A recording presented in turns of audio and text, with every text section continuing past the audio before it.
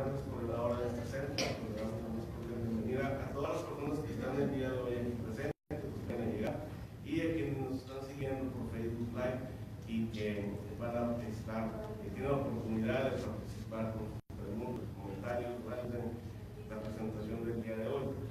Hoy se celebra el Día de la Hipertensión, la segunda Organización Mundial de la Salud, y tenemos un invitado que apreciamos mucho en este centro de investigación, que siempre que le pedimos su participación con mucho gusto siempre nos acompaña, y por el doctor Mario Benavides, que en verdad le agradezco muchísimo que se encuentre con nosotros el día de hoy.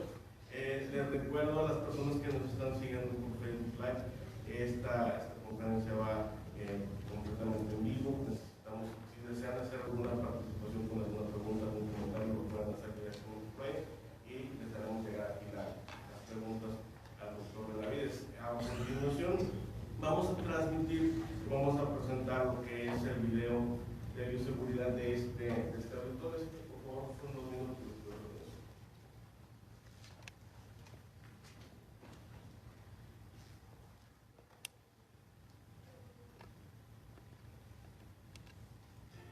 Bienvenidos al auditorio del Centro de Investigación y Desarrollo en Ciencias de la Salud de la Universidad Autónoma de Nuevo León.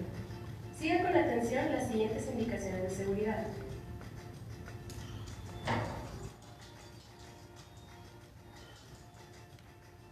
Nos encontramos en la planta baja de este edificio. El auditorio cuenta con 4 salidas de emergencia, 2 en la parte delantera, a ambos lados del escenario, y 2 en la parte superior, en el área del lobby.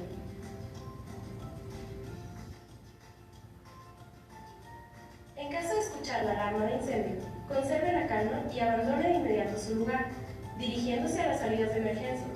Presione la barra central de la puerta con ambas manos y recuerde, no corra, no grite y no empuje. Una vez en el exterior del edificio, diríjase a los puntos de reunión ubicados en las áreas de estacionamiento debidamente señalados y atienda las instrucciones del personal de bioseguridad y protección civil universitaria. Utilice los equipos contra incendio solo si se encuentra capacitado para hacerlo. Es importante mencionar que este establecimiento es 100% libre de humo de tabaco, por lo que por disposición oficial queda prohibido fumar dentro de nuestras instalaciones. Por respeto a la audiencia, le pedimos poner en silencio sus dispositivos móviles y para su comodidad queda prohibido introducir alimentos y bebidas a este auditorio. Gracias por su atención y esperamos que su estancia en este recinto sea placentera.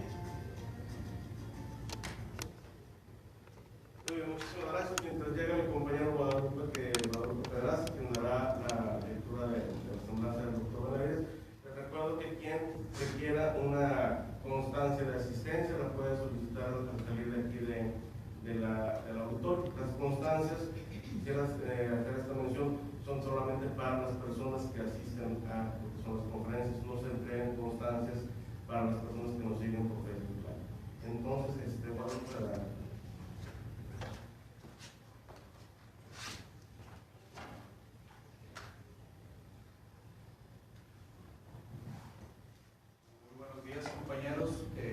gracias por acompañarnos el día de hoy.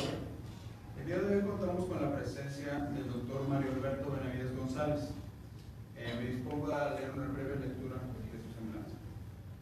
Obtuvo el título de médico cirujano partero por la Facultad de Medicina de la Universidad Autónoma de Nuevo León. Realizó la residencia de Medicina Interna y la residencia de Cardiología Hemodinamia en el Hospital Universitario. Cuenta con estudios en cardiología clínica, técnica Doppler por la Facultad de Medicina y Hospital Universitario de la Universidad de Fujita, Japón, Hokkien Eisai y Universidad Estatal de Nagoya, Japón.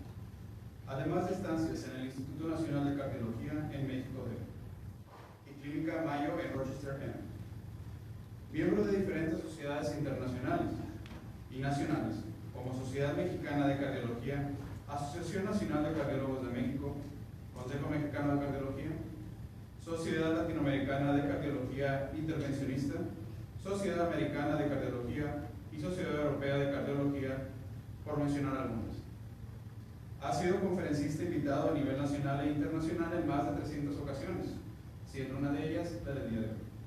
y participa activamente en los programas académicos de pregrado, posgrado durante 25 años, interactuando con múltiples instituciones de educación superior. Es consejera de 12 diferentes empresas multinacionales. Actualmente es profesor y jefe de servicio de cardiología del Hospital Universitario José Eleuterio González. Doctor, adelante, bienvenido.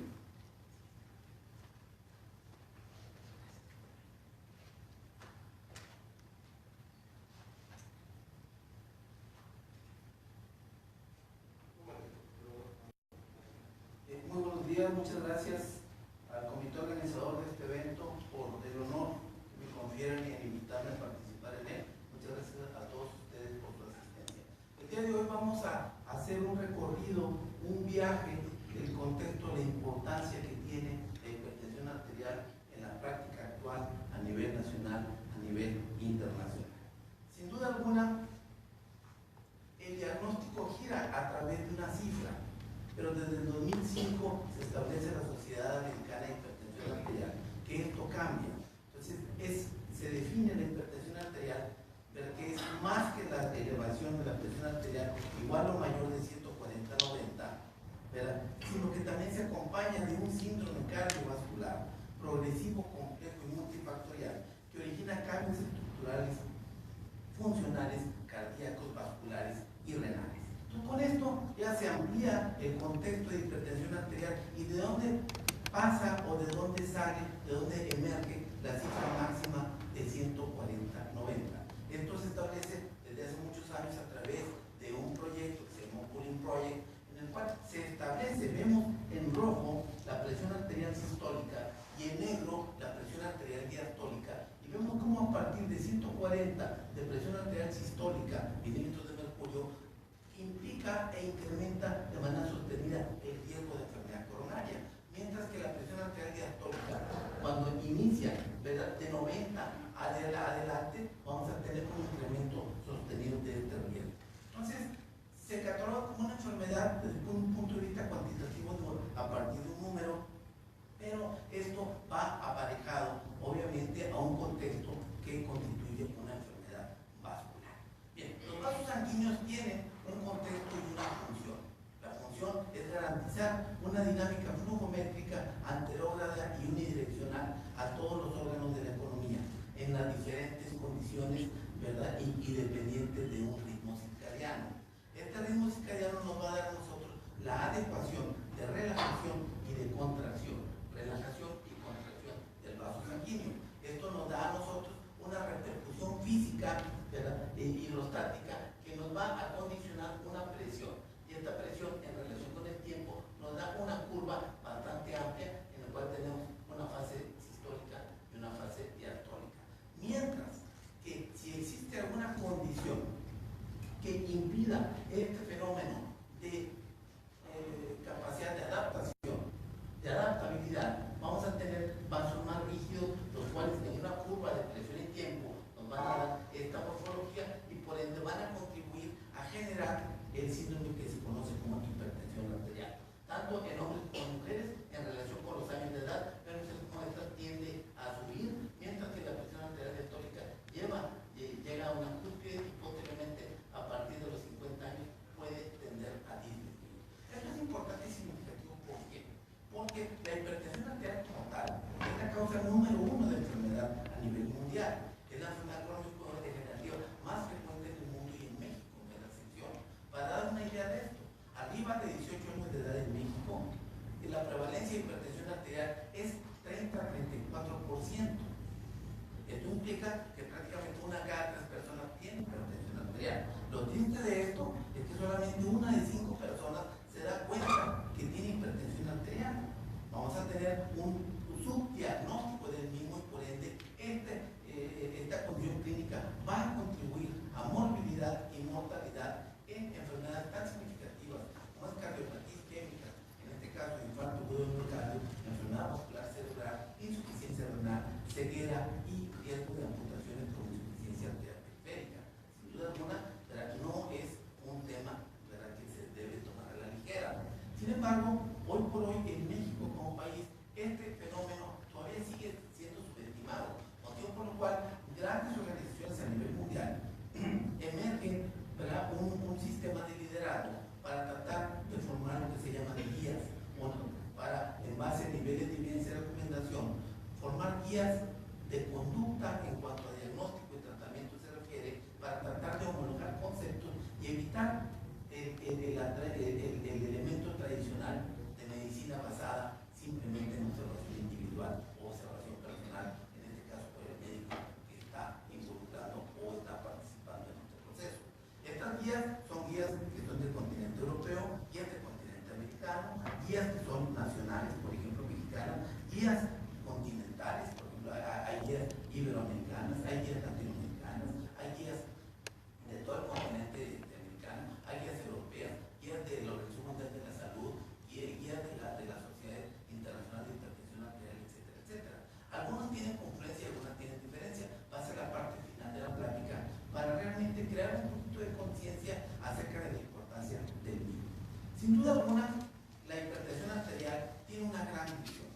Hipertensión arterial primaria o esencial, que es el 90-95% de los casos, y la segunda parte, hipertensión arterial secundaria, que es originada por un factor que se puede conocer, por ende se puede tratar, por ende puede ser curable, y esto involucra del 5 al 10% de la población. Entonces, el diagnóstico de hipertensión arterial esencial es un diagnóstico por exclusión. Uno clínicamente y desde el punto de vista paraclínico descarta un factor secundario y se queda uno con el diagnóstico de hipertensión arterial esencial o primaria. Insisto, es el 90-95% de los casos. ¿Qué origina una hipertensión arterial secundaria? Vamos a irnos por diferentes rubros. Hipertensión arterial secundaria puede ser congénita y puede ser adquirida. Causas congénitas, ¿verdad? Tenemos tradicionalmente coartación de la aorta, hipoplasia renal, riñones poliquísticos. Sé de antemano que es un auditorio pero multidisciplinario, pero si ustedes me permiten alguna muy breve descripción de esto. Coartación de la aorta es una interrupción de la aorta después de su preñado. Y es la hipertensión arterial. Hipoplasia renal es la formación de los riñones con un tamaño más pequeño del mismo, y esto va a condicionar una serie de factores de autorregulación que determinan la hipertensión arterial. Riñones poliquísticos, ¿verdad? La formación de quistes, ¿verdad? En la superficie renal, en el parénquima renal, que condicionan la sustitución de su parénquima y por ende participa en hipertensión arterial secundaria. Causas endócrinas, que son las más tradicionales, formaciones tumorales o formaciones, ¿verdad?, de hiperfunción de un órgano. En este caso, feocromocitoma, una tumoración de la glándula suprarrenal, en este caso de la médula, ¿verdad?, y que puede ser incluso extrasuprarrenal. Síndrome de Cushing, una afectación de la corteza suprarrenal. Aldosteronismo primario, también una afectación de una de las capas de la corteza. Acromegalia, una tumoración de la glándula hipofisiaria, ¿verdad? Y hipertiroidismo, un aumento en el funcionamiento o distorsión también en ocasiones estructural de tiroides que condiciona hipertensión arterial. Causas adquiridas renales relacionadas con la circulación renal, estenosis o obliteración de la arteria renal, que puede ser por causas intrínsecas como aterosclerosis, o causas extrínsecas como fibrosis retroperitoneal, o causas de aumento de fenómenos celulares como el caso de fibrodisplasia de la arteria. Tumor de Wilms o de células claras, una tumoración renal que se asocia frecuentemente a hipertensión arterial. Síndromes nefríticos, en este caso glomerulonefritis, y síndromes de pielonefritis asociado a fenómenos principalmente infecciosos. Causas adquiridas por efecto medicamentoso. Sin duda alguna, cada vez tenemos más influencia de los corticosteroides en la práctica médica, tanto para enfermedades autoinmunes como para enfermedades asociadas a tratar de disminuir las defensas y evitar un rechazo. Fármacos anabólicos, que también cada vez se utilizan más, van a condicionar también la asociación con hipertensión arterial secundaria. Existen causas inflamatorias, como es el caso de la arteritis del Takayasu, que es una arteritis que va a afectar la aorta y sus ramas principales. Este fenómeno inflamatorio va a tener fibrosis posterior y puede asociarse incluso a calcificación distrófica, y esto alterar la aerodinámica de la aorta y condicionar hipertensión arterial. El caso de hipertensión arterial asociada al embarazo, esta habitualmente se presenta arriba del segundo segmento del embarazo, está asociado más que todo en el tercer trimestre del embarazo. Si se asocia a convulsiones se llama eclampsia, si no se asocia a convulsiones se llama preeclampsia. y esto se caracteriza por estar, de hecho, también acompañado de proteinuria, eliminación de pequeños por orina y por ende hipoalbuminemia. Lo importante de esto es que el tener hipertensión arterial no es ningún negocio. ¿Por qué? Porque va a contribuir directamente en movilidad y mortalidad. Nosotros comparamos la mortalidad coronaria con la mortalidad secundaria de eventos vasculares cerebrales. Si nosotros esto lo vemos en los diferentes rangos de edad a partir de 40, 50 años hacia arriba, vamos a ver que a mayor edad mayor riesgo, pero también a mayor presión arterial mayor riesgo. Entonces esto es una combinación importante. ¿Y por qué esta diapositiva es muy significativa? Por mucho tiempo se atribuyó a que las personas adultas o personas arriba de 60 años de edad tendrían que tener la presión arterial mayor. ¿Por qué? Porque supuestamente las arterias eran más rígidas y iba a batallar más para llegar a sangre al cerebro. Literalmente eso se atribuía, obviamente hace ya muchos años. Entonces, de manera incluso jocosa, la gente decía, entonces las jirafas son hipertensas, para que llegue la sangre a la cabeza, pues tendrían que tener una presión arterial más alta. Parece que algo hay de eso, pero en la práctica realmente no es así. El riesgo es significativo. Entonces, generar este mecanismo opresor va ligado a fenómenos centrales a través del sistema catecolamínico, del sistema GABA, que va a actuar sobre la neurohipófisis, y esta va a tener una interacción desde el punto de vista neuroquímico para poder tener en la placa neuromotriz una acción importante y generar un estado presor. Esto mismo va a generar una reactividad a nivel vascular con fenómenos de adaptabilidad para poder garantizar una dinámica flujométrica que no sea turbulenta, o sea, una dinámica flujométrica prácticamente que sea parabólica, o sea, un flujo normal. Entonces, de esta manera vamos a tener una interacción en la capa interna del vaso, que es el endotelio, en la capa muscular y en la adventicia, y vamos a interactuar con elementos de ultraestructura molecular para garantizar una relajación y una contracción. Y esto mismo va a finalizar en algo que es el endpoint o el resultado final, que hoy por hoy es el menos estudiado. O sea, la relación que tiene la perfusión capilar para poder llevar a cabo su relación desde el punto de vista de aporte de demanda de oxígeno multiorgánico y sistémico. Entonces, esto se basa en un contexto, de hecho, básico. Según la ley de Ohm, la presión arterial es igual al gasto cardíaco por la resistencia periférica. ¿Qué significa esto? Que la sangre va a ejercer una presión sobre el vaso y el mismo vaso va a ejercer una presión sobre la sangre para poder garantizar esa dinámica flujométrica. Entonces, de esa manera, todo lo que técnicamente o teóricamente aumente el volumen va a aumentar la presión arterial, pero principalmente todo lo que aumente la resistencia lo va a condicionar. Entonces, ¿cuáles son los mecanismos fisiopatológicos que lo regulan? Esto viene desde mucho, muy atrás. Y viene la influencia adversa o nociva de la sal en la dieta. Y esto viene a situaciones de sensibilidad o no sensibilidad a la sal. Y viene al famoso riñón de Guyton. Si nosotros vemos un comportamiento normal en verde, aquí ejemplificado la cifra de presión arterial y aquí la ingesta y rapidez de eliminación del sodio, vamos a ver que a una carga importante en un paciente normal ingresa y automáticamente se elimina y no tiene un impacto importante o significativo en la presión arterial. Mientras que el paciente tiene sensibilidad a la sal, no va a ir parejo o no va a ir de la mano la ingesta de sodio con su excreción, motivo por lo cual se va a ver incrementado, ¿verdad? O se va a ver representado en un incremento en la presión arterial.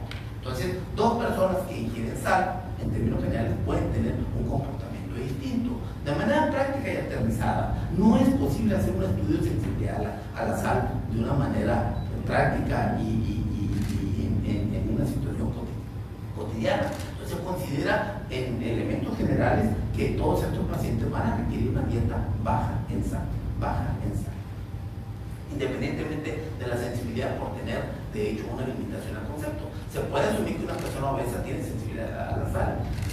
Nosotros en México somos un gran crisol. Aún en otros países hay raza negra, hay raza, por ejemplo, caucásica, etcétera, etcétera. Nosotros pues, somos una revoltura tremenda, ¿verdad? Entonces, en este tipo de elementos, en el cual nosotros nos catalogan como hispanos, ¿verdad? O latinoamericanos. Entonces, en este contexto, tenemos un gran alto contenido de resistencia a la sal.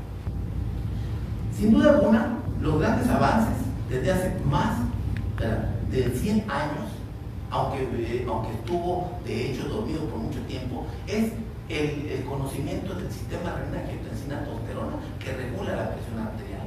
Y esto todavía no se conoce de todo. De una manera de resumen, podemos decir que hay un angiotensinógeno circulante que por medio de la renina, para que se forma obviamente en el riñón, va a transformar la angiotensina 1. Y la angiotensina 1 va a pasar a angiotensina 2 por medio de una enzima convertidora de angiotensina. Y esto va a producir una acción sobre el receptor y de esta manera vamos a tener un efecto. Sin embargo, la enzima convertidora interactúa con sistemas vasoactivos a través de la valenquinina y calicreínas y vamos a tener fragmentos inactivos, pero también una interacción con el óxido nítrico, con prostaglandinas, y esto vamos a tener un efecto de vasodilatación. Esto es importante porque hoy por hoy esto es mucho más complejo y obviamente cada vez se interactúa más. Esto es hasta donde estábamos tradicionalmente. Sin embargo, obviamente hay una interacción también del receptor AT2. El receptor AT2 se interactúa con vasodilatación, mientras que el AT1 con vasoconstricción. Sin embargo, avanzando un poquito más, la angiotensina 1 puede pasar a angiotensina 1,9 a través de la enzima convertidora tipo 2, o puede pasar a angiotensina 1,7 a través de un endopéptido neural, o puede de la angiotensina 1,9 pasar a 1,7 a través de una combinación de la enzima convertidora inicial y a través también de un fragmento de los péptidos de la neuropeptidasa. Y la angiotensina 1,7 va a tener metabolitos inactivos, pero va a interactuar también con la angiotensina 1,4 que tiene un efecto sobre fibrosis a través de la acción de la aldosterona. Entonces, de esta manera vamos a tener migración de los mismos elementos y esto va a traducir en una alteración vascular. Entonces, ya no nada más es la pura presión arterial alta. Este incremento de la presión arterial alta va a condicionar alteraciones en la citoarquitectura tisular de los vasos sanguíneos del corazón, que va a condicionar una desproporción entre aporte y demanda de oxígeno. Esta distorsión de la citoarquitectura tisular es factor predisponente de aterosclerosis y por ende de envejecimiento prematuro a nivel vascular. Entonces, los vasos sanguíneos normalmente tienen una relación de su radio con su diámetro y pueden tener una contracción normal conservando el mismo, pero cuando aumenta el espesor del vaso por una impedancia hidrostática a través de este contexto hipertensivo, vamos a tener una activación de genes que van a producir hipertrofia celular, hipertrofia miocítica, hipertrofia muscular, que esto va a ir aparejado de una disminución en su capacidad de adaptabilidad y por ende un incremento en la rigidez vascular, y esto obviamente aparejado a un fenómeno de hipertensión arterial. Sin duda alguna, México como país, estamos prácticamente a través de los elementos internacionales de la OCDE, formamos parte del top 2 prácticamente de pacientes con obesidad o con sobrepeso, y esto se establece el nuevo chico del barrio, que es el síndrome metabólico. Hasta hace pocos años, hace 10 años, una persona era un poquito gordita, simpática, no tenía ninguna limitación, se subía a la camilla, corría, se agachaba, se abrochaba los zapatos sin ningún problema. Tenía un poquito de cifras elevadas de glucosa, pero no tan importante, un poquito elevado los triglicéridos, ¿verdad? Y de esta manera un poquito elevada la presión arterial. Y se cataloga como normal. Hoy por hoy, esto se establece como un elemento que se constituye un síndrome metabólico que tiene prácticamente la misma incidencia o prevalencia de alteraciones estructurales y funcionales que el paciente diabético, y por ende se establece como un riesgo vascular significativo e importante. ¿Cómo interactúa el síndrome metabólico y la obesidad en la hipertensión arterial? Esto es bastante plausible, es bastante creíble. Vamos a tener obesidad, el cual tenemos un incremento en la lipólisis y un incremento en el ácido grasos libres. Esto va a ir acondicionado de un trastorno de los lípidos que se llama dislipidemia tipo 4. Esta misma obesidad central se acompaña de resistencia a la insulina. Esta resistencia a la insulina, vamos a tener una disminución en la vasodilatación, y esto va a condicionar hipertensión arterial por incremento produce la rigidez. Esta misma resistencia a la insulina va a producir un hiperinsulinismo y el hiperinsulinismo va a incrementar la retención de sodio, alterando la relación soluto-solvente, produciendo una hipertrofia vascular, aumentando la rigidez vascular y incrementando la actividad simpática. Esto incrementando los niveles de adrenalina y de noradrenalina, ¿verdad? En relación a la cronobiología. Todo el motivo por lo cual uno de los grandes conocimientos de los últimos 20 años es la relación que tiene el ritmo circadiano con la presión arterial. Motivo por lo cual el día está hecho para unas cosas y la noche para otras, sin duda alguna. El ocupar la noche para ciertas actividades prácticamente trae un desajuste desde el punto de vista hormonal y neuroquímico que condiciona una hipertensión arterial sostenida. Entonces nosotros vemos aquí las cifras de norepinefrina, noradrenalina en pacientes normotensos e hipertensos. Vean ustedes, aquí en amarillo son normotensos, mientras que en rojo son hipertensos.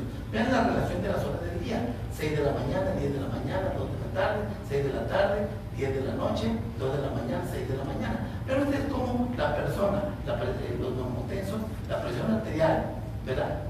Tiene este elemento. Estas son las cantidades de noradrenalina, no es la presión, o sea, la cantidad va bajando y esto mismo baja la presión arterial y tiene una disminución importante en la noche. Motivo por lo cual, a partir de las 4, 5, 6 de la mañana empieza a incrementar. Este incremento es lo que se atribuye al fenómeno de aumento de la prevalencia de infartos agudos de miocardio y de muertes súbitas durante la madrugada. Clásica persona que no despertó. ¿Por qué? Porque tenemos un incremento importante de catecolaminas en este rubro. Entonces, esta disminución de catecolaminas se acompaña con algo que se llama fenómeno hiper. Entonces, todas las personas debemos tener una disminución de la presión arterial. Motivo por el cual, a esta hora, si una persona tiene 120-70 de presión arterial, se cataloga como hipertenso. Vean ustedes lo paradójico del concepto. Si es una presión bajita, sí, pero a esta hora debiera estar más baja todavía. Entonces, en esta situación, un paciente hipertenso no tiene esta capacidad de disminución. ¿Por qué? Porque tiene una actividad del sistema GABA, del sistema catecolamínico, sostenido. Y durante la noche tiene cifras altas de norepinefrina. Por ende, va a tener pacientes, va a incrementar más la presión arterial. Problema importante en los últimos años y problema vigente en la actualidad. Si nosotros revisamos las guías europeas de hipertensión arterial, emanadas de 2013 y actualizadas en 3 ocasiones desde entonces, y que son parte de las guías o parte del Consenso Nacional de Hipertensión Arterial y la norma oficial mexicana, parten de un error garrafal. ¿Por qué? Porque esto, ¿verdad?, se estipula que el paciente hay que tener énfasis en el fenómeno hiper, ponerle al paciente un monitor para poder ver la presión arterial durante las 24 horas, lo que se llama MAPA, monitoreo ambulatorio de presión arterial, mal llamado Holter de presión arterial. Cuando uno dice Holter es un nombre propio de una persona que hace muchos años describió un monitoreo electrocardiográfico, pero eso no tiene que ver nada con el monitoreo de presión arterial. Cuando la gente dice Holter de presión o de ritmo, es una barbaridad. Holter atribuye un monitoreo electrocardiográfico y el monitoreo ambulatorio de presión arterial se llama así, MAPA, monitoreo ambulatorio de presión arterial. Entonces se establecía que el paciente había que darle ese valor, pero había un pequeño detalle. Ninguno de los pacientes estaba consensado con la posibilidad de tener apnea o hipopnea obstructiva del sueño. Esto es un impresionante fenómeno desde el punto de vista de salud pública en nuestro país, en nuestra ciudad. La cantidad de gente que ronca, que tiene apnea o hipopnea obstructiva del sueño es impresionante. Y esto condiciona hipertensión arterial, condiciona muerte súbita, condiciona prescripción de arritmia, condiciona la acentuación de obesidad. Paciente que tenga apnea o hipopnea obstructiva del sueño prácticamente batalla para el control del peso y obviamente se tiene que romper el círculo vicioso para condicionar, en este caso, el uso de un CPAP o en un momento dado la medida terapéutica específica o individualizada. Entonces, la apnea o hipopnea obstructiva del sueño hoy por hoy es una de las piedras angulares para el diagnóstico y el manejo del paciente hipertenso. Vean ustedes esto, las cifras han ido cambiando. Esta se lo voy a mostrar aquí y al último vamos a poner una diferencia. Entonces, parte la diferencia a partir de 140-90. A partir de 140 presión sistólica y 90 presión diastólica, ya el paciente es hipertenso. Pero aquí se establecían 3 rubros: óptima, normal y normal alta. Entonces, caray, pues hay 3 normalidades. ¿Cuál es mejor que la otra? Obviamente aquí, a menor presión, menor riesgo. Entonces, si yo me saco la lotería de $1 millón es algo bueno. Pues, si me saco una de 10 millones, es más bueno todavía. Entonces aquí, ¿verdad? Esto era confuso y todavía sigue siendo debate en la actualidad. Mientras que la clasificación de grado leve, moderado y severo, en base a las cifras, nos es muy importante porque en el consultorio, sin ninguna herramienta sofisticada ni que cueste dinero, podemos estratificar a los pacientes como ahorita vamos a ver. Mientras que si una persona tiene presión arterial sistólica igual o mayor de 140, pero la presión arterial diastólica es menor de 90, se cataloga como paciente con hipertensión arterial sistólica aislada. Esto es muy común en el paciente senil. Entonces, ¿cuáles son las cifras que se recomiendan? Son en base a lo que se toma para poder nosotros determinar. Si el paciente se toma en el consultorio, a partir de 140-90 ya es hipertensión arterial. Si el paciente se hace una automedición domiciliaria, que esto es tremendamente distinto y difícil, porque tomarme la presión arterial con una luz que da un iPhone, por el amor de Dios, ¿verdad? Parte de un algoritmo y sabrá Dios si eso es cierto. O sea, aquí al menos se recomienda que si el paciente se va a tomar la presión domiciliaria, uno, que se asesore con su doctor y lo corrobore con un aparato que sea estándar para tener una comparación y que sea un manómetro en el brazo para medir la arteria radial. Si la gente utiliza un dispositivo de la muñeca, no es útil, porque para tomarlo tenemos 3 ángulos que van a disminuir la dinámica flujométrica y por ende tenemos una subestimación del dato. Entonces, aquí se recomienda. Sin embargo, estos pacientes es hipertensión arterial a partir de 135-85 de presión arterial. Mientras que si el paciente se toma un monitoreo ambulatorio de presión arterial, si son las 24 horas, ¿verdad? El promedio es de 130-80. Sin embargo, si el promedio diurno es de 135-85 como el auto domiciliario, pero el nocturno debe ser menor de 120-70, porque se asume que a esas horas ya no hay una actividad de adrenalina o de noradrenalina predominante.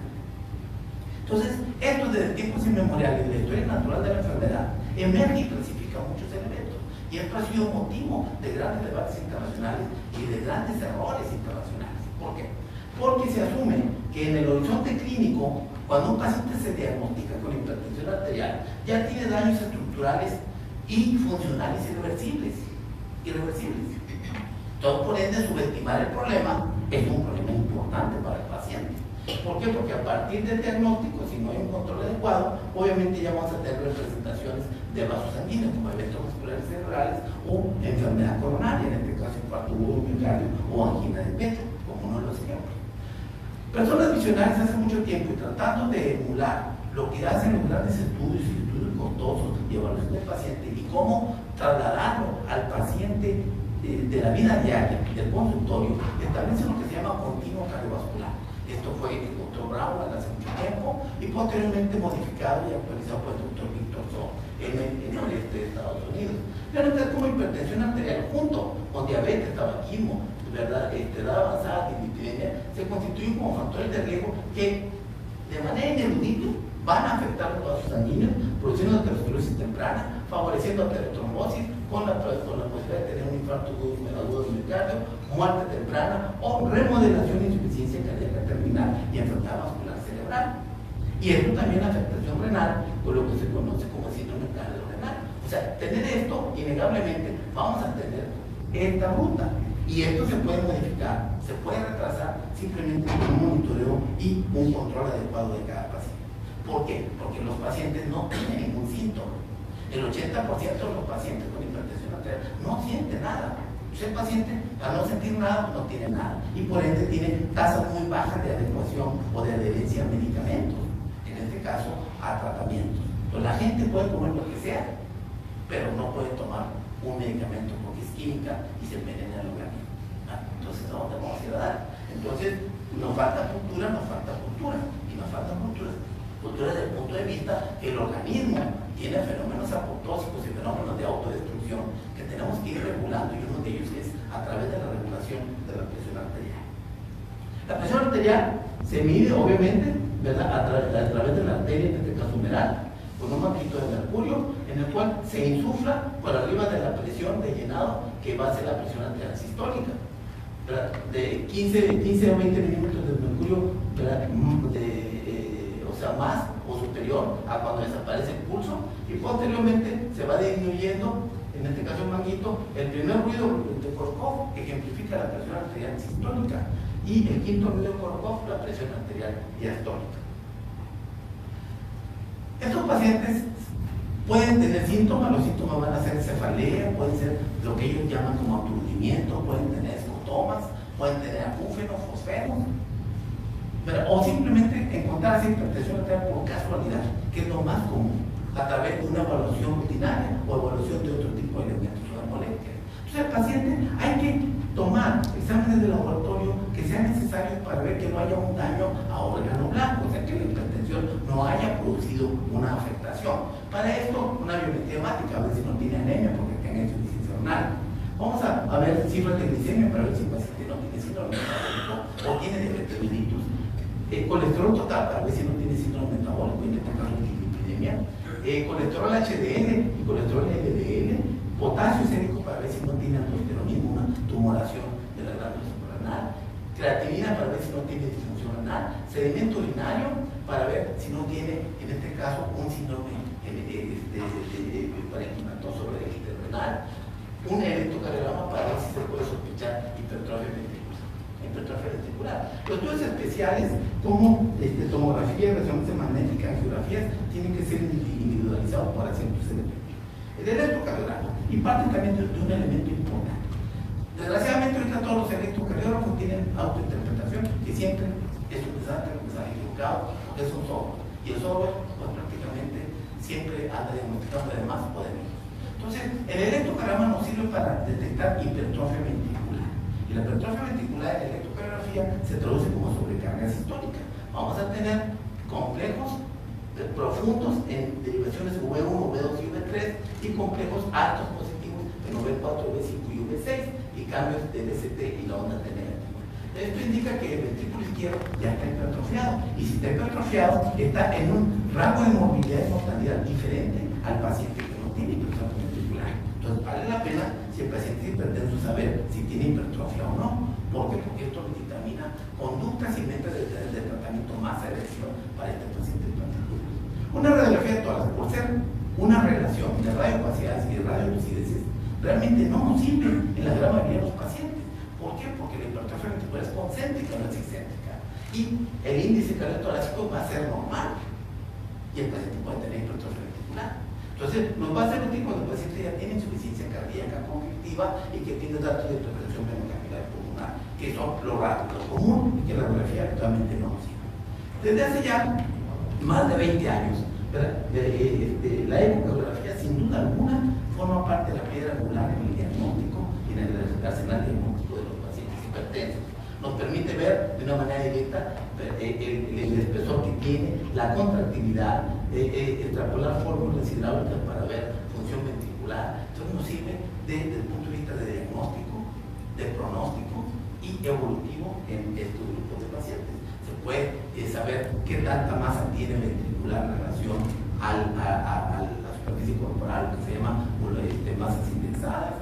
Podemos ver, por ejemplo, estudios como tomografías computarizadas, en el cual pacientes hipertensos tienen una afectación coronaria, y ya esto con un poquitito menos invasión a los métodos tradicionales que antes se conocían.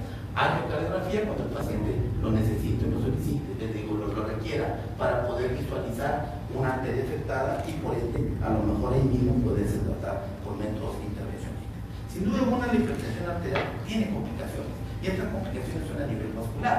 Entonces, se relaciona con el evento vascular cerebral trombótico, o sea, un trombo dentro de la vasculatura intracraneal. Evento vascular cerebral hemorrágico, recordamos desde el punto de vista anatómico, desde el punto de vista embriológico, la circulación cerebral es una circulación terminal, que tenemos un gradiente de presión muy súbito, de arterias como la arteria cerebral anterior y las arterias, por ejemplo, lentícula estriada, que son de un diámetro bastante pequeño y por ende muy fáciles de romper. Entonces, hemorragia de los núcleos, en este caso de los núcleos grises, pueden en un momento dado estar acompañados del paciente hipertenso. Infarto agudo de miocardio, insuficiencia cardíaca, sin embargo, no nada más esto. También podemos tener alteraciones estructurales como aneurisma aórtico. No hay que olvidar que desde el punto de vista neurológico, las capas de las células elásticas tienen una transición en la aorta cuando pasa el diafragma. La aorta torácica tiene un componente de elastina diferente a la aorta infrarrenal, motivo por lo cual puede haber disrupción más fácil de tener una disección y un aneurisma óptico o en este caso abdominal infrarrenal, por debajo de la arteria renal y por arriba de la bifurcación aortoilíaca. La cantidad de fibra de elastina es mucho menor y por ende más fácil poder tener una aneurisma, y este aneurisma condicionado por hipertensión arterial. Insuficiencia renal, pues también se acompaña en este grupo de pacientes retinopatía hipertensiva.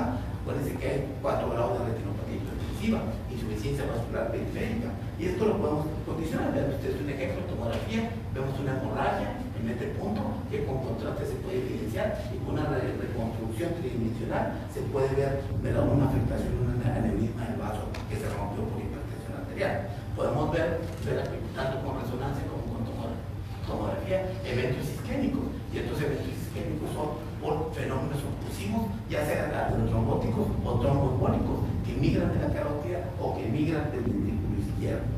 Infarto agudo de miocardio, infarto agudo de miocardio, mucha gente piensa y dice, no, pero ahorita en la actualidad todo es bien fácil, llega con un infarto, llega a un hospital, se dilata la arteria y el paciente se va a su casa brincando. Eso no es cierto, eso no es cierto. ¿Por qué? Porque interactúan sin fin de mecanismos todavía desconocidos. El hecho de que se pase una guía, el hecho de que se pase un balón, un stent y ya se abra la arteria, eso no termina ahí. Ven usted la arteria plaquetaria que tiene, y muchas veces el paciente con toda intervención va a terminar con una obstrucción del vaso. Entonces, por ende, lo importante es no llegar a tener en un momento dado pacientes con infarto agudo. Como cuando es noticia que se hace un trasplante del corazón, debiera darnos vergüenza, porque el hacer un trasplante de corazón es admitir que fallamos en un punto. El paciente jamás tuvo que haber llegado a ese nivel. Salimos en un periódico, todo el mundo, donde debiera ser al contrario. ¿Por qué? Porque ese paciente no debió haber llegado a necesitar un corazón. ¿Por qué? Porque hay muchos mecanismos que esto pueden evitarlo y que pueden retrasar. La insuficiencia cardíaca como tal, ahora la prevalencia o la posibilidad o la expectativa de vida cada vez es mayor. Yo tengo 61 años, cuando yo era niño, una persona de 50 años era un anciano. Y ahora la gente tiene 70 años y anda trabajando como si nada. La gente dice y se engaña. Si es que antes no había Alzheimer, como ahora no, antes se moría todo el mundo. Por eso no había Alzheimer. Pero la gente dice que en el rancho todo el mundo son bien sanos, comen huevo de gallo gallina, todos se mueren. Vaya, ustedes no saben, 40 años es un anciano ahorita. O sea, realmente son leyendas urbanas que debemos de dejarlas atrás. Y realmente todo el mundo, aquí hay democracia en la hipertensión arterial, porque todos somos iguales, todos la podemos tener. Ahí sí. Entonces, la insuficiencia cardíaca como tal es una condición que puede seguir a hipertensión arterial. Y desgraciadamente podemos darnos cuenta del diagnóstico de hipertensión arterial con un cuadro clínico de insuficiencia cardíaca, ya en estadios avanzados o estadios prácticamente terminales. Esto conlleva a gastos impresionantes desde el punto de vista del sector salud, a un gasto desde el punto de vista social, ¿verdad? Porque realmente, pues hoy por hoy no habría recursos para poderlos tratar. Esto es lo que les comento, estas son las arterias ilíacas, esta es la aorta, la bifurcación aortoilíaca, que ven ustedes un gran aneurisma con un trombo que está formado aquí en pacientes hipertensos. Vemos afectaciones renales agudas y crónicas que van a condicionar alteraciones en la forma y en el tamaño de, en este caso, los riñones, y condicionar insuficiencia renal crónica, que con altos costos también de tratamiento. Retinopatía hipertensiva, que va desde hiperactividad vascular, cruces arteriovenosos, presencia de hemorragias, ¿verdad? Y presencia, en este caso, de papiledema, cuando se pierde el borde de la papila, y esto condiciona la retinopatía hipertensiva. Insuficiencia arterial periférica, ven ustedes diferente coloración de ambos miembros inferiores, con alto grado, incluso índices de amputación, con todo lo que esto implica. Entonces, el estratificar el riesgo a través de clasificaciones sencillas, como vemos aquí, vemos en qué grado está de hipertensión del paciente. Y aquí, si el paciente no tiene factores de riesgo, uno o dos factores de riesgo, tres o más factores de riesgo, o daño órgano blanco, diabetes mellitus, o condición clínica asociada, que el paciente haya tenido un evento vascular cerebral o haya tenido un infarto, podemos estratificar al paciente de esa manera, en riesgo promedio, en riesgo bajo, en riesgo moderado, alto o muy alto, y por ende hacer un seguimiento adecuado en este grupo de pacientes. El tratamiento, ya teniendo el diagnóstico, es un tratamiento no farmacológico, un tratamiento farmacológico. Que quede claro, el tratamiento no farmacológico no va a curar a nadie. El tratamiento no farmacológico, todos los pacientes lo deben de tener. No se vale tener tratamiento farmacológico y que el paciente no lleve una dieta hiposódica, no tenga una adecuación del índice de masa corporal, que no tenga un ejercicio individualizado y una eliminación de tabaquismo. Pero hasta el cansancio se han hecho a nivel mundial múltiples estudios para ver qué tantos pacientes realmente entran a valores normales simplemente con medidas no farmacológicas. Y la respuesta es triste, porque prácticamente casi nada. Motivo por el cual tenemos que perder el miedo al tratamiento farmacológico, ya que el tratamiento farmacológico no automedicado es la piedra angular en el tratamiento para todos los grupos de pacientes. Comentaba yo hace rato que la hipertensión arterial secundaria potencialmente puede ser curable en algunos casos, y se han hecho muchos intentos. Por ejemplo, si un paciente tiene, por ejemplo, una coagulación de la aorta, puede tener un tratamiento quirúrgico, un parche de astrón y de teflón, como está aquí, y el paciente pues prácticamente mejora la hipertensión arterial. Pero muchos de estos pacientes se quedan hipertensos si estuvieron mucho tiempo con la coagulación. O sea, se corrige el defecto mecánico, pero el defecto a nivel de regulación homeostática y está perdido.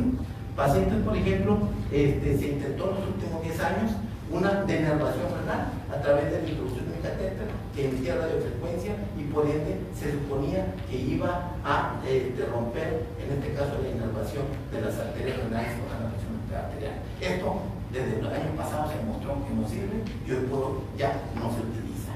Prácticamente ni se alcanzó a promocionar como tal, ni a hacerse tan popular. Vean ustedes, métodos de diagnóstico nos pueden ayudar a hacer, por ejemplo, aquí la colocación de un stent en una colocación de la aorta y el paciente obviamente tener una mejoría importante.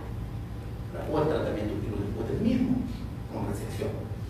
Sin embargo, hoy por hoy lo que impacta directamente la movilidad y mortalidad es el tratamiento farmacológico. Y esto tenemos a base de diuréticos, beta-bloqueadores, bloqueadores de canales de calcio, bloqueadores directos de renina. Esto ya en la actualidad están en el receso porque han demostrado que no son útiles.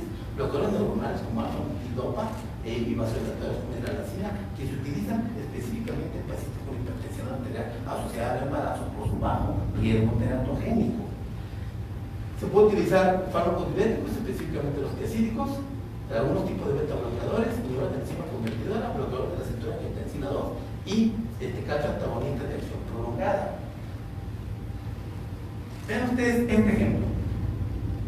Utilizando esta tablita tan sencilla, vamos a poner un caso hipotético, una persona masculina de 67 años de edad que tiene esta cifra de presión arterial y el paciente ya tuvo cardiopatía isquémica, entonces está en un riesgo muy alto. El paciente tiene, en este caso, 162 de LDL colesterol, que para esta meta de tratamiento debería tener menos de 70. Hasta hace poco menos de 100, pero hace muy poquitito ya menos de 70. Entonces, obviamente, el paciente tuvo también un evento vascular cerebral. Entonces, este paciente, vean ustedes, llega a meses de tratamiento, a una presión arterial por debajo de 140-90 y sigue estando en el mismo riesgo. O sea, de nada le está sirviendo el tratamiento. ¿Por qué? Porque es un enfoque multifactorial. Al paciente, una meta más agresiva de tratamiento, el paciente obviamente disminuye el riesgo. Pero si este paciente aparte se trata con un control con hipolipemiantes, automáticamente el riesgo todavía se disminuye. Entonces el tratamiento del paciente hipertenso no se basa en el tratamiento antihipertensivo nada más, sino en el control de los factores de riesgo aledaños para poder tener un perfil de tratamiento más adecuado. Las vías, estas hay de todo lo que ustedes quieran. Organización Mundial de la Salud, Sociedad Internacional de Hipertensión Arterial, en este caso latinoamericanas, Sociedad Europea, Joint National Committee en México, digo en Estados Unidos, Instituto Nacional de Tecnología, Seguro Social, ISTE, Salubridad, etcétera, etcétera, en México, el Consenso Nacional o Norma Oficial Mexicana. Pero ven ustedes la realidad, no nada más en México, todos los países, ven ustedes, aquí Canadá, Estados Unidos, Francia, España, Alemania, Inglaterra, México, vean ustedes, guías de JNS8, por decir algo, que son una de las más recientes, aunque acaba de salir, ahorita vamos a ver la última. Vean ustedes el porcentaje que la gente utiliza. Pero todavía mucha gente utiliza guías propias. ¿Cuál es esta? Nada, ¿verdad? A veces la gente dice, es que el doctor dice, a mí me va muy bien con este tratamiento. A él sí, el paciente no. Obviamente, entonces, esto ya prácticamente ya no debe de utilizarse. Entonces, vean ustedes, la situación de clasificación de hipertensión arterial, de normalidad de aquí para arriba, ya normalidad, ha cambiado de una manera brutal, porque el JNS8 y las guías europeas establecieron que el paciente, ¿verdad? Por arriba de 60 años de edad, podía tener presión arterial más alta. Vean ustedes, población general arriba de 60 años de edad puede tener hasta 150-90, y es permisible. ¿Eso será cierto? Claro que no. El riesgo de enfermedad vascular cerebral es mucho más alto. Sin embargo, esto fue lo que se promocionó a nivel mundial hasta hace el año pasado. Población general menor de 60, la presión arterial menos de 140 sistólica y menos de 90 presión diastólica. Pero vean, ojo esto es impresionante. Pacientes arriba de 18 años de edad con enfermedad renal crónica, a pesar de tener enfermedad renal crónica, se recomendaba la misma meta que de un paciente de un paciente sin ninguna enfermedad adicional. Ahora, más triste, pacientes arriba de 18 años de edad con diabetes, paciente diabético, también lo mismo. Entonces, esto pues ya fue un relajo, ¿verdad? Prácticamente lo que habíamos aprendido de la historia natural de la enfermedad, del daño subclínico, pues, prácticamente se perdió y la gente se la creyó. Obviamente, lo que dice la gente, entre menos necesitemos mejor. En situaciones donde el administrador de salud dice, entre menos actuamos mejor. Pero sin embargo, el problema viene a muy corto plazo. Entonces, vean ustedes estas guías 2017, que es la parte final de la plática, los últimos 10 minutos ahorita los vamos a ver a esto, el por qué cambia. Está avalada por 11 organizaciones distintas, principalmente la American College of Cardiology, la Colegio Americano de Cardiología, la Sociedad Americana de Corazón, ¿verdad? La Sociedad Internacional de Hipertensión Arterial, etcétera, etcétera, avalan esto. Las guías para la prevención, detección, evaluación y manejo del paciente hipertenso. ¿Y esto por qué? Obviamente esto es radical. Esto es radical. Y ven ustedes cómo cambia el concepto de un año para otro. Paciente es hipertenso a partir de 130-80. Para atrás, sí, o sea, empezó todo el mundo a tener problemas de conceptos. La gente está loca, ¿qué les pasa? Etcétera, etcétera. Sin embargo, esto es volviendo a las bases y al principio, de que el paciente tiene que tener una presión arterial más adecuada. Entonces, el paciente, lo normal es que el paciente tenga menos de 120-80. Y si el paciente tiene de 120 a 129 de sistólica, ¿verdad? Y en este caso, con menor de 80, el paciente va a tener una presión arterial elevada. Pero esto es muy confuso, que es elevada, más no hipertenso. Entonces, esto conlleva a veces la situación. Yo lo que veo de esto, que es muy útil, es enfatizar el nivel de riesgo que a etapas más tempranas poder tener un método de tratamiento más adecuado. ¿Por qué? Porque a partir del contexto normal de 140-90, que alguien establecía una meta de tratamiento inicial, aquí ya se hace una meta de tratamiento con más escrutinio para tener menos daño a órgano blanco. Estas guías se hicieron porque había muchas preguntas. O sea, realmente la monitorización, darle al paciente la responsabilidad que se tome la presión y quitarle la importancia de la presión en el consultorio, ¿es cierto? Esto es muy correcto. Presión de pulso es presión arterial sistólica menos la presión arterial diastólica, y presión arterial media es la suma presión arterial sistólica, presión arterial diastólica dividida entre dos. ¿Por qué?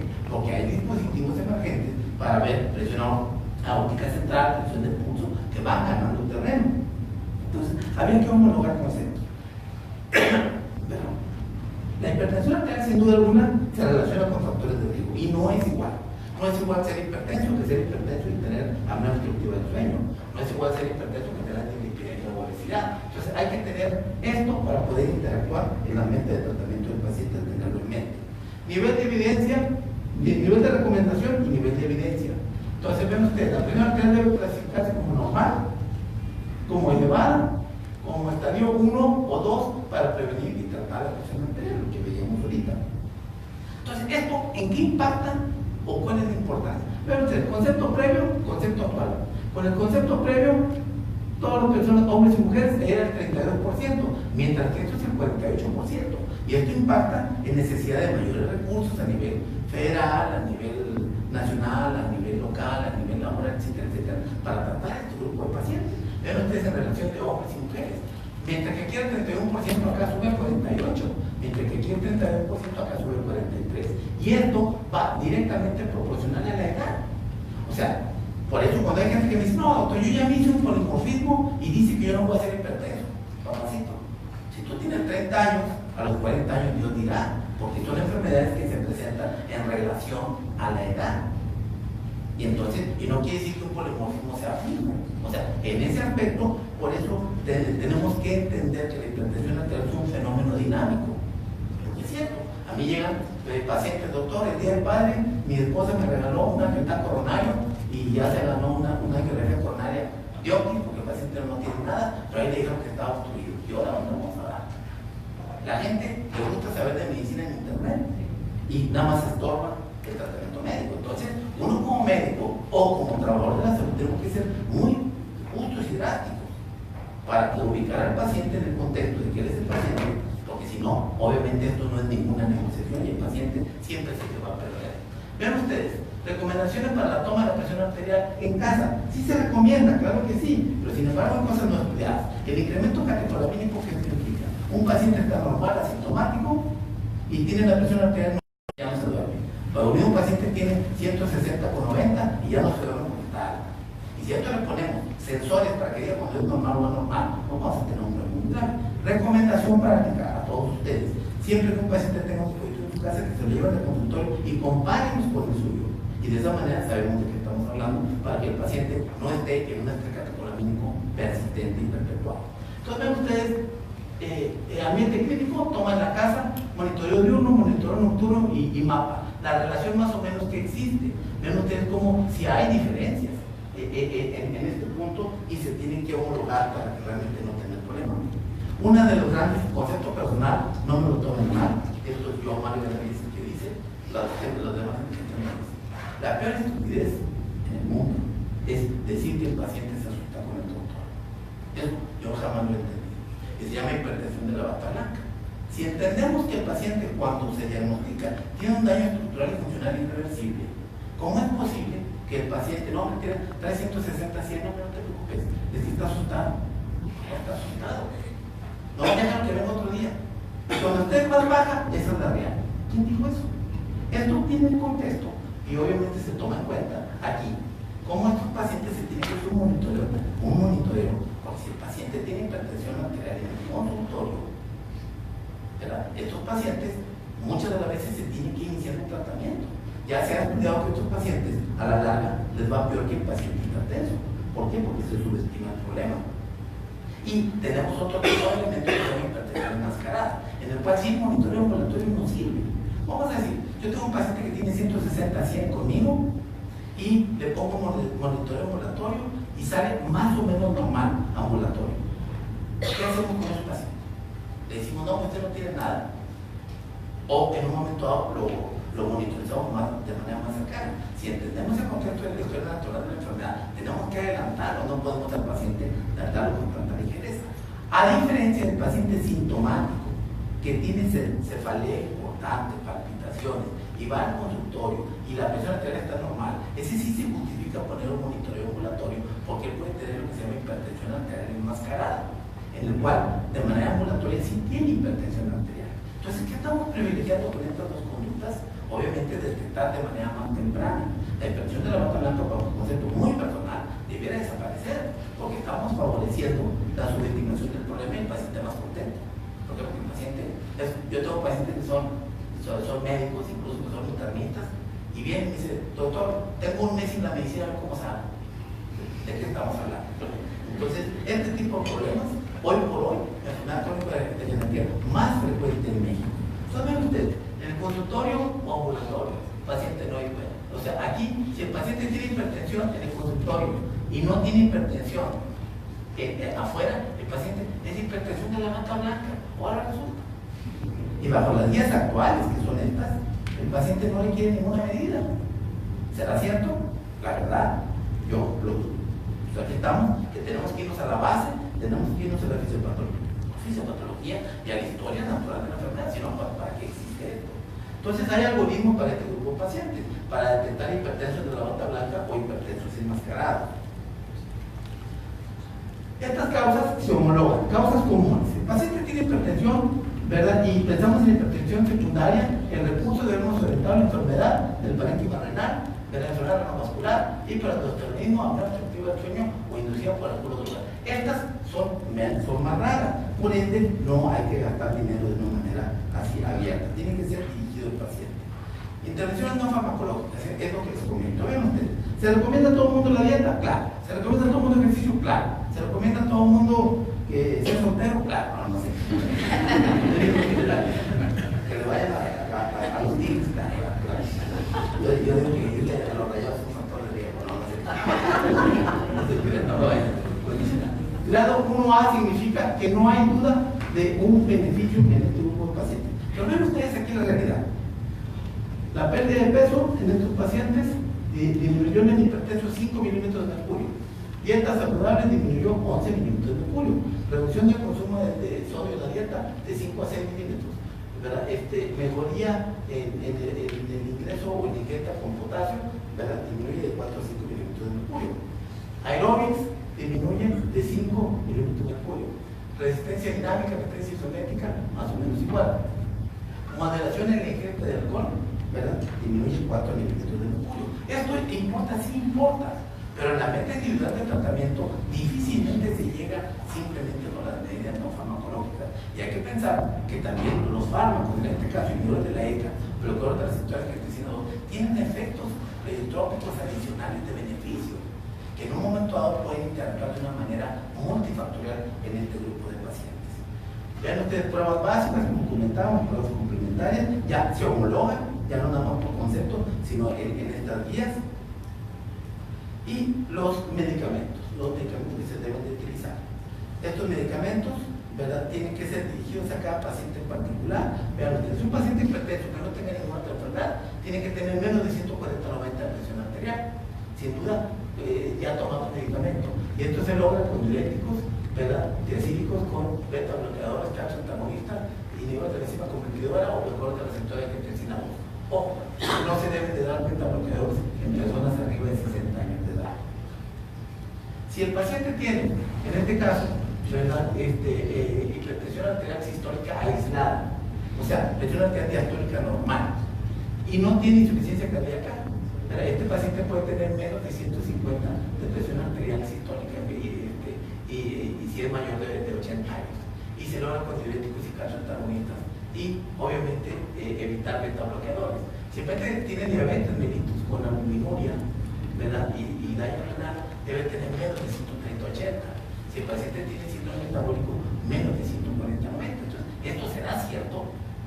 La respuesta es no. ¿Por qué? Porque entonces el factor de riesgo, ¿dónde está? O sea, nos estamos contradiciendo en los conceptos. Si el paciente tiene enfermedad coronaria, tiene que tener menos de 140/90, ya sea con angina distal, infarto miocardial reciente, insuficiencia cardíaca, hipertrofia ventricular. Y estos pacientes se mejoran si es angina distal con beta bloqueadores, si es enfermedad en general, ¿verdad?, o crónica, IECAS o ALA2. Si el paciente tiene un infarto miocardial, beta bloqueadores, IECAS o ALA2, pues si no tolera el IECA. O sea, esto ya lo determina. Insuficiencia renal, utilizar IECAS o ALA2, nefropatía no diabética con proteinuria, IECAS o ALA2 y diuréticos. Sin embargo, si el paciente no tiene meta de tratamiento adecuado, ¿cuál es la meta de tratamiento? Si el paciente tiene la presión arterial sistólica es mayor de 20 milímetros de mercurio su meta y la diastólica arriba de 10 milímetros de mercurio, el paciente requiere tratamiento combinado desde el inicio. Al principio tenemos que darle dos mecanismos de acción para poder llegar a un tratamiento adecuado. Ya estamos terminando y vean ustedes aquí la combinación de medicamentos. Prácticamente se puede combinar la gran mayoría. Los que no se pueden combinar son IECAS y ALA2. IECAS y ALA2. No se vale a un paciente tenerlo con captopril y losartán, con enalapril y olmesartán. No se puede. Mucho menos con captopril y lisinopril, ¿verdad?, o olmesartán y valsartán. O sea, ¿esto por qué? Porque obviamente esto va a incrementar los niveles de potasio y obviamente tiende a tener alta hemogenicidad y mayor mortalidad. Contraindicaciones, ¿verdad?, para el uso de fármacos antihipertensivos, diuréticos tiazídicos, gota, porque es lo que tiene efecto, ¿verdad?, úricos úricos. Pacientes IECA no se le va a dar estrictamente contraindicados en embarazo, en edema amniótico, en hipercalemia o en estenosis renal bilateral. Hasta hace poco tiempo la estenosis renal unilateral era contraindicación, solamente en la bilateral. Ahora dos, igual embarazo, hipercalemia, estenosis renal bilateral. Entonces, ya para terminar, 5 puntos importantes con respecto a hipertensión arterial esencial. Es la enfermedad crónico-degenerativa más frecuente en el mundo y en México tiene una prevalencia de 30% por arriba de 18 años de edad. Sin embargo, si la persona tiene 50 años, tiene 50%, 60 años, 60%. Y arriba de la edad perimenopáusica, la mujer supera al hombre de una manera dramática. Motivo por el cual, por hoy, hay un capítulo importante y una especialidad en la cardiología que se llama cardiología en la mujer perimenopáusica. Por eso hay un nivel de atención mayor en este grupo de población, porque el riesgo de hipertensión arterial, diabetes mellitus, dislipidemia, enfermedad arterial coronaria, etcétera, etcétera, prácticamente tiene un efecto sinergista y exponencial. En los pacientes hipertensos es más frecuente diabetes mellitus y dislipidemia. Esto nos lo enseñó la Encuesta Nacional de Salud de ESA 2000, en el cual el paciente hipertenso tiene doble riesgo de tener diabetes y el paciente diabético doble riesgo de tener hipertensión arterial. Obviamente hay una simbiosis entre los dos. La hipertensión arterial habitualmente es una enfermedad asintomática. El daño hormona blanco predomina a nivel vascular. Los inhibidores de la enzima competidora y los ARA2 son los fármacos con mejor perfil para el tratamiento del paciente hipertenso. No quiere decir que sean los únicos. Sin embargo, para el perfil de tolerancia y perfil de beneficios son los que más se han demostrado. En lo que respecta a hipertensión arterial secundaria, se presenta del 4 al 10% en pacientes hipertensos según la serie referida. Y esto hay que sospecharlo en pacientes con mucho daño hormona blanco de manera rápida o que tengan una hipertensión arterial reactiva o una hipertensión arterial resistente al tratamiento. La hipertensión arterial secundaria se sospecha en este grupo de pacientes. La causa más frecuente de hipertensión arterial secundaria es la enfermedad renovascular. El diagnóstico paraquímico debe tener enfoque individualizado, si no, pues prácticamente nos vamos a perder.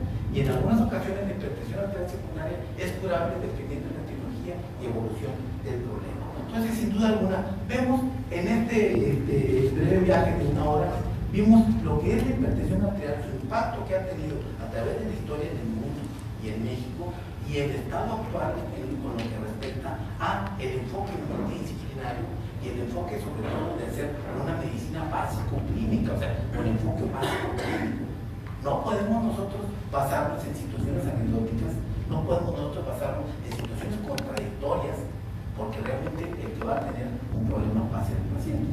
Jamás imagínense, si un paciente en una clasificación empezaba a ser hipertenso arriba de 60 años de edad, a partir de 150-90, y mientras al año siguiente es hipertenso a partir de 130-80. Jamás imagínense el concepto, que significa que hubo una laguna enorme que influyó sobre las decisiones equivocadas. Y hoy por hoy esto es dinámico, a lo mejor se corrige posteriormente, pero hoy por hoy al paciente entre menor presión arterial tenga es mejor. Sin embargo, se tiene que particularizar. Y esto viene a través de un concepto, de un estudio que se hizo en pacientes que tenían cardiopatía isquémica. No hay que olvidar que las arterias coronarias se llenan en diástole. Entonces, pacientes hipertensos que tienen cardiopatía isquémica activa, si la presión arterial diastólica baja, pues baja la presión de transfusión y por ende aumenta el riesgo de isquemia miocárdica. Entonces, en base a eso, hay un elemento que se llama fenómeno J. Y entonces esto atribuyó a que el paciente no se le bajara la presión arterial de una manera adecuada. Entonces, entre menor sea la presión arterial, en general es mejor, sí. Sin embargo, se tiene que actualizar. No es igual, insisto, el contexto de emergencia y urgencia hipertensiva. Ese es otro contexto. Un paciente que tiene 100, 200 con 120 y tiene datos neurológicos que tiene catalogado como una emergencia hipertensiva, ese paciente no puede bajarse rápidamente la presión arterial. Pero de eso no estamos hablando. Eso es otro capítulo, eso es otro concepto y se sale del rubro de hipertensión arterial como concepto tradicional. Son eventualidades clínicas completamente específicas que requieren un abordaje y tratamiento individualizado y que es diferente al tratamiento convencional. Entonces, vean, hoy por hoy, lo que técnicamente dominaría en el mundo es este documento. emergido en noviembre pasado y que obviamente es el más avalado con múltiples instituciones y por ende debiera de normal conducta. Pero sin embargo, en Europa el contexto actualmente hoy por hoy sigue siendo distinto. Entonces, sí, yo los invito, uno, a no subestimar la hipertensión arterial y dos, a que realmente todos somos parte de la estadística y técnicamente aquí, en el auditorio que tenemos, en base a la edad que más o menos veo, yo veo prácticamente felices portadores de hipertensión arterial para que no puedan hacer. Muchas gracias por su atención.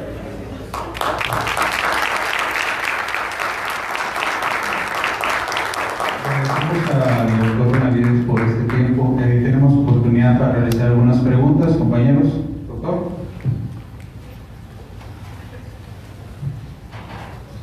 Hola, Mario. Felicidades, Mario, como siempre. En una hora nos has llevado, inclusive yo que soy médico le entendí a todo lo que dijiste y la manera como lo dijiste. Yo soy feliz portador de una hipertensión con tratamiento. Aquí una de las cuestiones a entender es que tal vez en las campañas cuando se habla de la obesidad, la diabetes, ¿verdad?, de nombre y apellido, hipertensión debe de tener un lugar preponderante. A lo mejor la palabra es muy larga y no rima con nada, ¿verdad? Porque es el asesino silencioso que va acompañando siempre a todas estas situaciones. Tú dijiste muchas cosas muy importantes. Espero que todos tengamos oportunidad de regresar a esta plática que fue grabada y aprender acerca de esto. Pero una cosa importante que dijiste es la diferencia de criterios, de repente que hay aún entre los entendidos y las personas que se dedican a esto, y eso causa gran confusión. Este año que concluye, este año 2017, yo recibí como 2 o 3 mensajes de grupos, ¿verdad? Grupos de gente que no se dedica a la medicina, pero como buena gente que no se dedica a la medicina sabe más que los que sí se dedican a la medicina. Sucede con frecuencia. Y quedan cualquier cantidad de cifras como normales de hipertensión, ¿verdad? Y entre ellas yo reconocí, ya sé cuál es el estudio en el cual se basan los mensajes.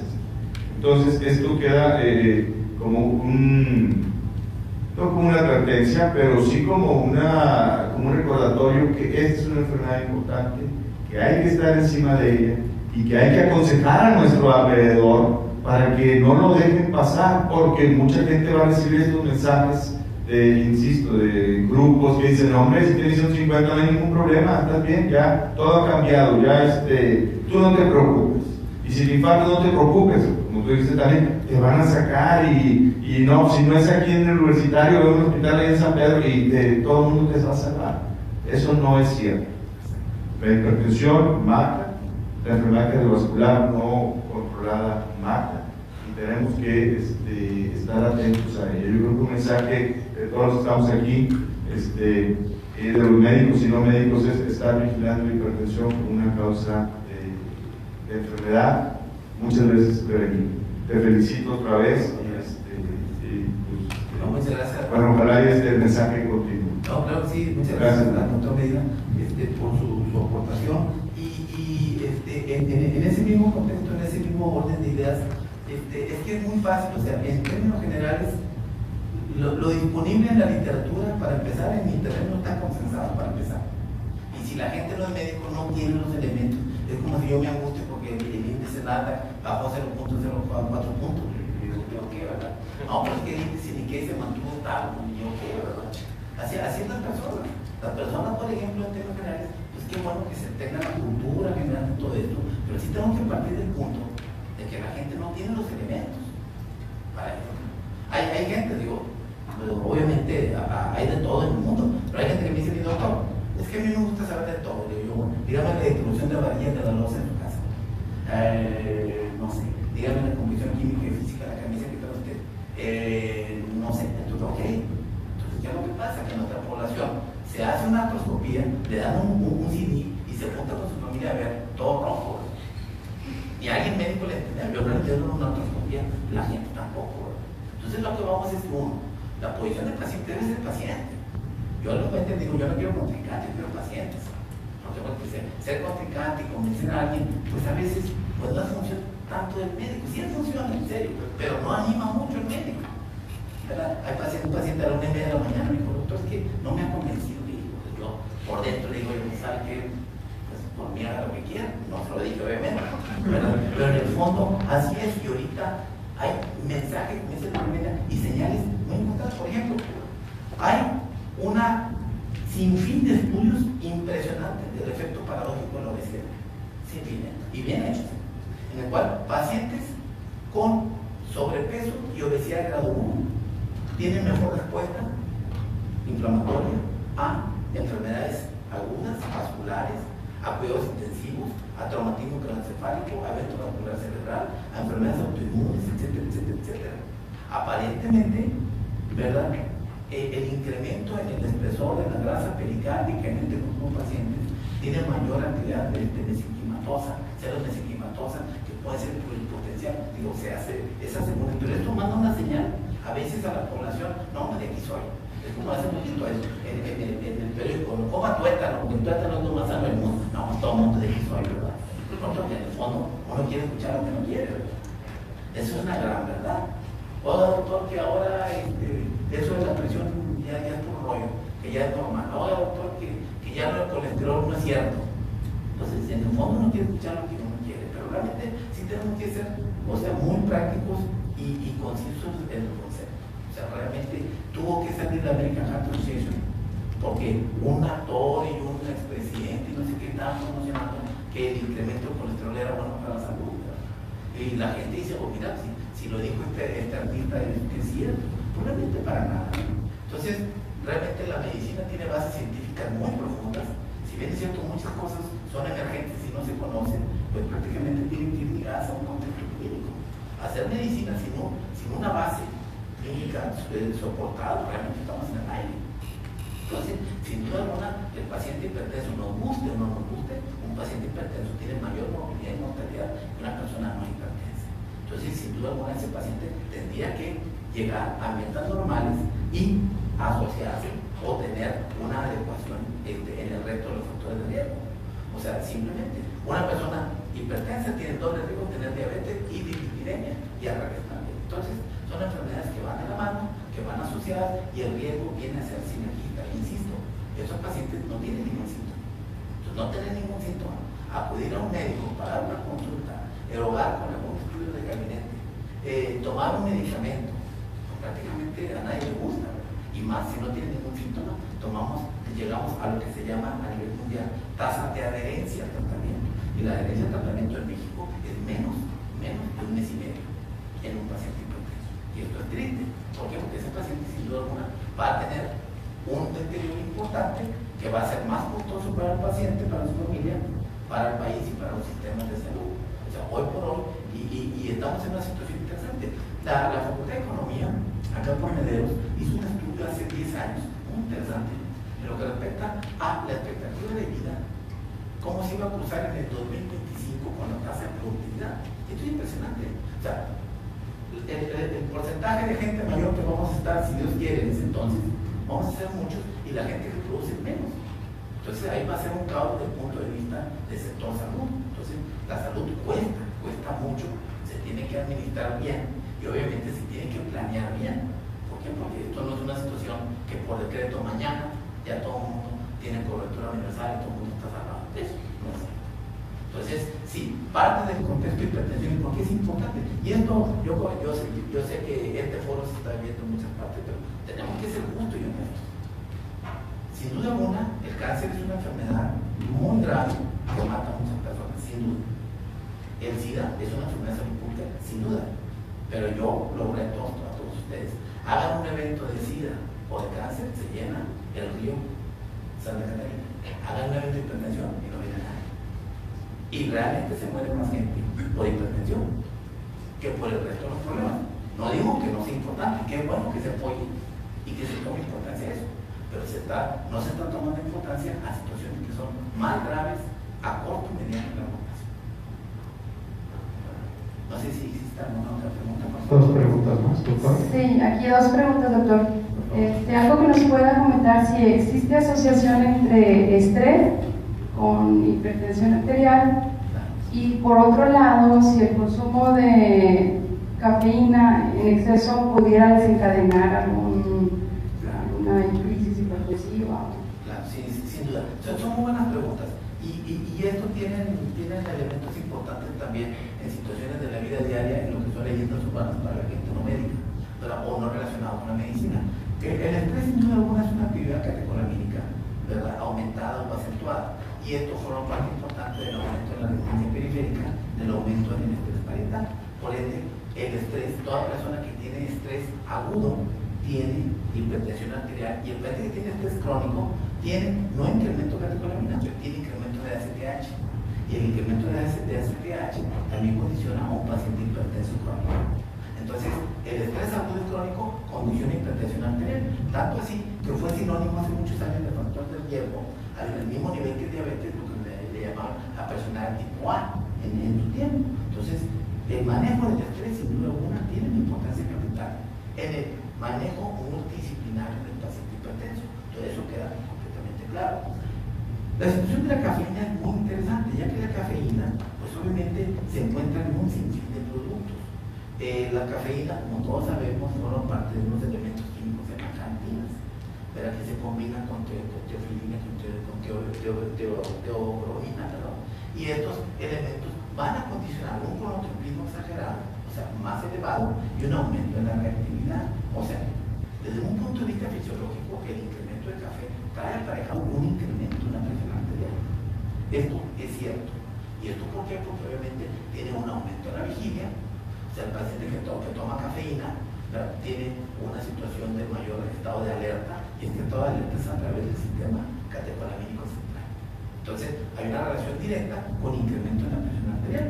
Pues yo no digo que el café sea malo, pero el café sí tiene que ser individualizado al paciente. El paciente que toma café o que toma cafeína, pues tiene obligación de revisarse y para ver qué tanto puede influir, ¿verdad?, en la formación o génesis o permanencia de su hipertensión arterial. Obviamente hoy no hay niveles de evidencia de recomendación que digan, ¿se recomienda dejar de tomar café? No lo hay. No lo hay, eso es establecido, pero desde el punto de vista farmacológico, la cafeína tiene una relación directa con formación aguda, al menos, de hipertensión arterial. Pero vean ustedes lo que yo les comentaba en lo que respecta a coartación de otra hipertensión secundaria. O sea, un paciente hipertenso por tiempo largo, quítenle la causa y permanece hipertenso, porque ya produjo un mecanismo de perpetuación. Entonces, por ende, son situaciones que el paciente, pues, tenemos que tener, de hecho, ese requisito y ese cuidado. Y eso, pues, no lo inventa nadie, simplemente los mecanismos de acción y las acciones farmacológicas de un elemento prácticamente lo pueden condicionar.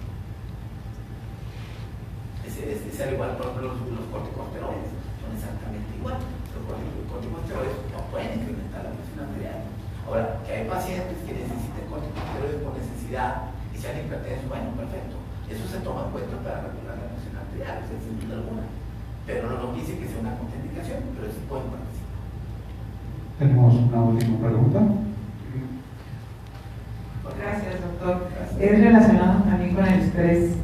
Puedes tener un aumento de presión arterial en una crisis de estrés, en un estrés agudo y revertir. Sí, claro. O sea, si tú tienes una presión arterial alta, pasa el estrés, disminuye, ya no tienes presión arterial, pero ya no tienes que seguir controlando, o hay una predisposición, ahí sí hay una predisposición a volver a tener. Bien, es una pregunta muy interesante y qué bueno que la hacen. Si cualquiera de nosotros ahorita tenemos 120-80 de presión arterial y nos sometemos a un ejercicio, para que el corazón funcione bien, necesita subir la presión sistólica arriba de 30 milímetros de mercurio. Si ya no necesitamos un estrés, simplemente el ejercicio. Alguien que ustedes que corra va a ver que prácticamente cuando ustedes ya tienen un incremento en la frecuencia cardíaca, van a tener un incremento en la actividad vascular y por ende la presión arterial sube. Pero una prueba de fuerza no podemos medir de esa forma. Si una persona que hace un ejercicio importante no sube la presión arterial sistólica, es un dato de disfunción ventricular. Entonces, por ende, hay mecanismos que pueden subir la presión arterial de una manera reactiva o de una manera como una consecuencia fisiológica. Eso, sin duda alguna, no es ninguna enfermedad. Y yo les pongo el ejemplo. Hay gente que dice, doctor, tengo la presión arterial alta y me sale sangre en la nariz. ¿Cómo sabe eso? Es que siempre que me sale sangre me toman la presión y está. Y dije, bueno, ¿y no será que la presión subió porque tiene pictarse, sangrado en la nariz? Dice, ¿y será cierto? Pues sí, es así. O sea, realmente si una persona ustedes ponen un cerillo prendido, solamente la presión se la va a ir para arriba. Entonces, estos tipos de elementos son lo que se conoce como una respuesta hipertensiva a un fenómeno de agresión. Eso por ende no es enfermedad ni merece tratamiento.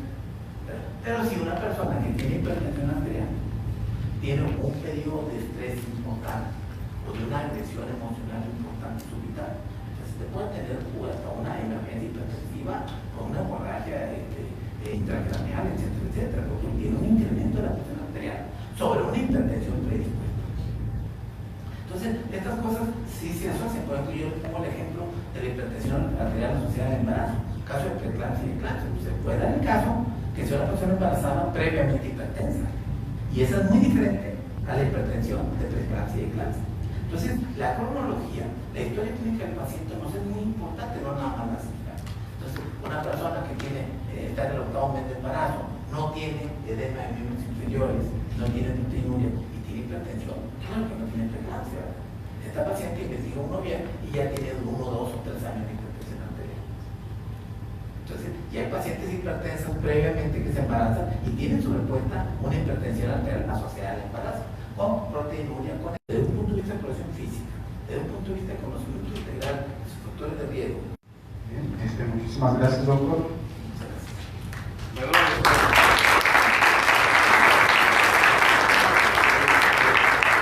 Muchísimas gracias al doctor Benavides por esta conferencia realmente tan interesante que nos acaba de presentar el día de hoy en conmemoración del Día de la Hipertensión. Y quisiera entregarle precisamente de parte de la doctora Doraelia Cortés Hernández, que es la coordinadora de este centro de investigación, por esta constancia, por esta participación tan bonita que nos acaba de entregar el día de hoy. Muchísimas gracias. Y bueno, por favor, otro aplauso, doctora. Pueden seguirnos en Facebook, en CIDIX-UNL, en Twitter también, para que sigan las actividades de este centro de investigación. Vamos a tener más. Por favor, nos invitamos a seguirnos y darle like. Muchas gracias por acompañarnos. Hasta la próxima.